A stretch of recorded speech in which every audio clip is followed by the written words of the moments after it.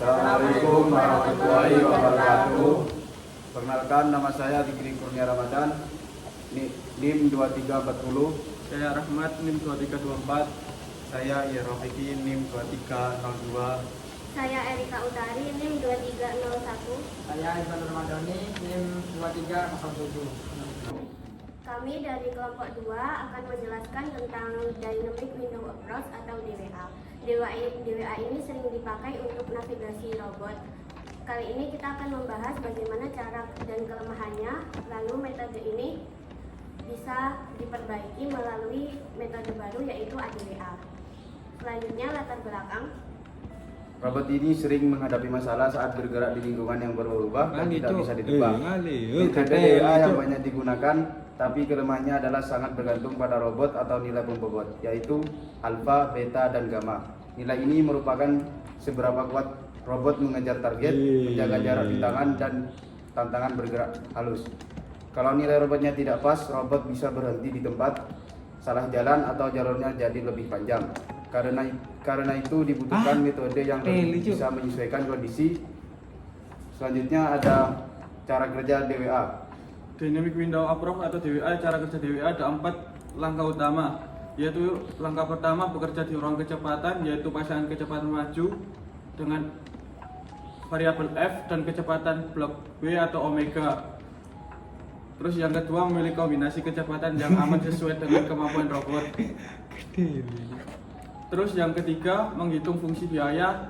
Rumusnya adalah G sama dengan alpha kali heading ditambah beta kali clearness ditambah gamma kali velocity. Heading artinya arah menuju target, clearnya artinya jarak aman ke rintangan, dan velocity artinya kecepatan maju.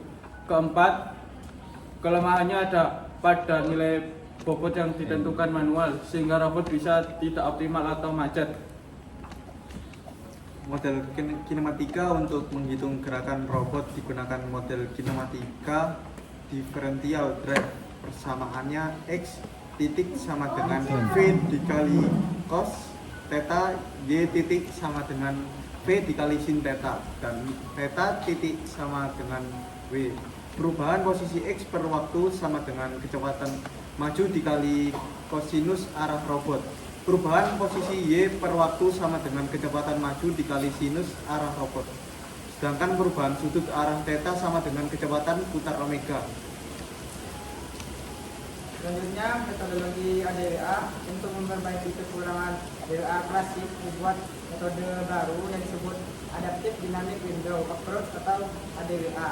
Di sini nilai bobot alfa, beta, dan gamma tidak lagi tetap, tapi bisa berubah sesuai kondisi dengan bantuan deep reinforcement learning. Algoritma yang dipakai adalah PPO atau Proximal Policy Optimization.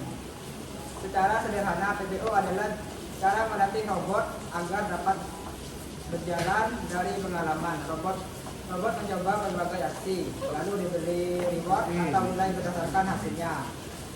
Kalau aksinya baik, nilainya tinggi. Kalau buruk, nilainya rendah. Dengan cara ini, robot bisa belajar memilih strategi terbaik secara bertahap tanpa harus diatur manual. Input yang dipakai adalah data dari sensor laser, posisi tujuan, dan kecepatan robot. Hasilnya adalah robot yang otomatis menyesuaikan fungsi biaya. Selanjutnya, training dan simulasi ini diuji di arena yang berukuran 20 kali 40 meter dengan rintangan acak. Robot yang dipakai adalah Turtlebot, dijalankan lewat cross. Robot mendapat nilai 100 jika sampai tujuan, lalu minus 30 jika macet, dan 0 jika di kondisi biasa. Pelatihan dilakukan sampai 3 juta langkah atau sekitar 600 kali putaran belajar dengan menggunakan dataset Gibson sebagai peta latihannya. Selanjutnya hasil eksperimen. Hasilnya ADWA lebih baik dibandingkan DWA biasa maupun unfish DWA. Robot dengan ADWA lebih sering berhasil sampai tujuan. Jalurnya lebih halus dan bisa beradaptasi di jalan sempit. Selain itu, hasilnya tidak terlalu bergantung pada nilai robot, jadi lebih stabil. Dari tabel pengujian pada paper ini, ADWA terbukti lebih sukses. Jalurnya lebih mulus, robot lebih sering mencapai tujuan. dan lebih menyesuaikan di lorong sempit. Keunggulan lain adalah ADWA tidak perlu sensitif terhadap bobot, artinya tidak perlu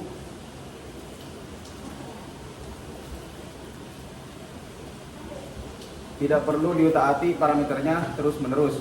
Kalau kita lihat tabel 1, ini adalah uji coba Dewa klasik dengan berbagai kombinasi bobot, yaitu A, B, dan Y.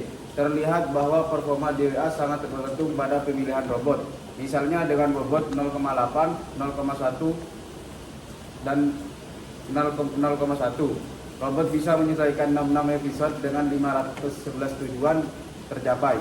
Tapi ketika robot Y dinaikkan sedikit jadi 0,5, hasilnya langsung turun hanya 52 episode dan 403 tujuan. Jadi perubahan kecil pada robot bisa berdampak besar pada performa.